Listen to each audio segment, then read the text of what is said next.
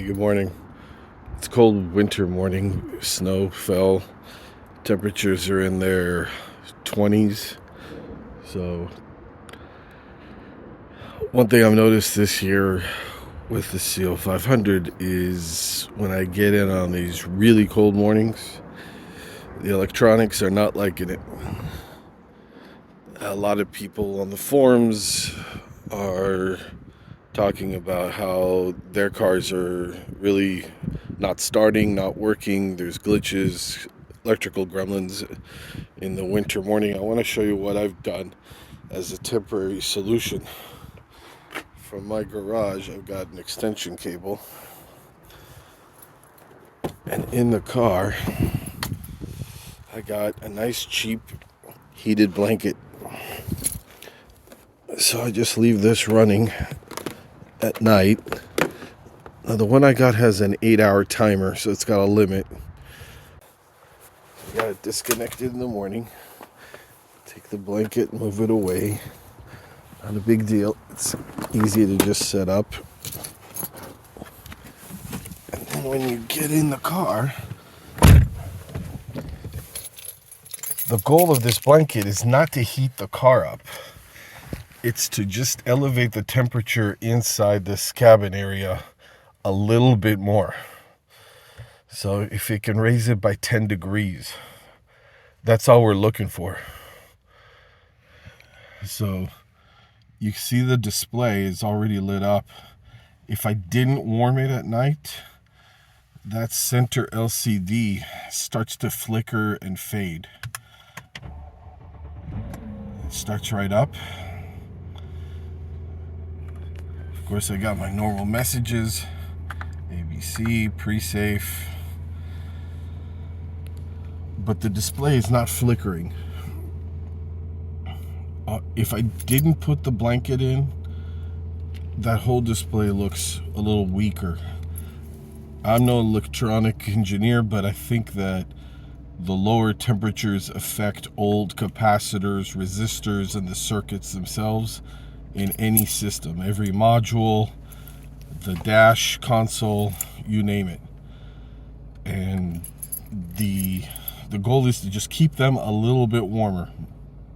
Now, ideally, if you can put this car into a garage that's around 40 or 50 degrees, then that's a whole lot better.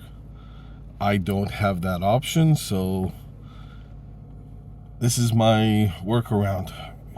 Cheap little hack that is easy to do, and I hope that this is something that you can try if you're struggling with the same issues of the car not starting up. Or one other telltale sign of this thing is the radio. If the radio is not heated up, this is the first time I'm turning it on. Most certainly not. And there it is. It jumps right onto the last track of the CD. So in most days when it gets really cold, the radio will turn on, but then I will hear nothing. Nothing will display on the screen. Sometimes the screen will display, but you won't hear anything. And there'll be static noise coming out of one speaker or the center channel up here.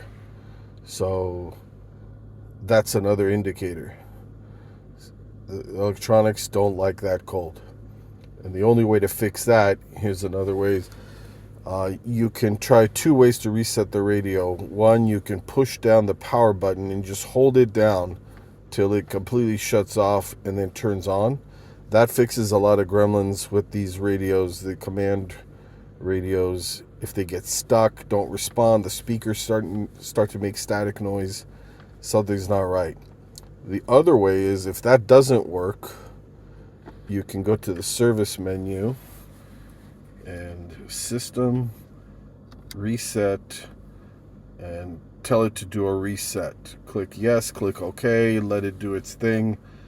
And even in that case, sometimes I've had to actually do push the power button after that step, and then it comes back.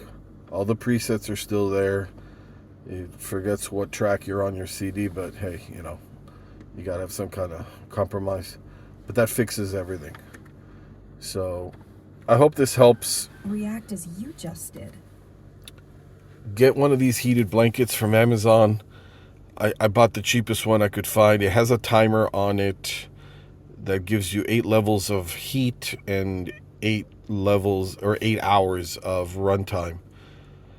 I recommend get one with a longer runtime so you don't have to start it up later at night. You can just flick it on at like 7 o'clock in the evening or 8 o'clock and have, if you could have 10 hours or 12 hours, that would be better. I couldn't find one, so I ended up just buying one for 8 hours, which is good enough. Keeps it warm throughout the night till about, let's say, 6 o'clock in the morning. If I started up at 11 or 10 o'clock, by 6 a.m. it's turns off. At that point, it's okay because about an hour later, I'm getting in to go to work. All right, so if you like this video, please like, subscribe. I know I haven't made a lot of videos recently, but hey, we reached 1,000 subscribers, which I'm really thankful for.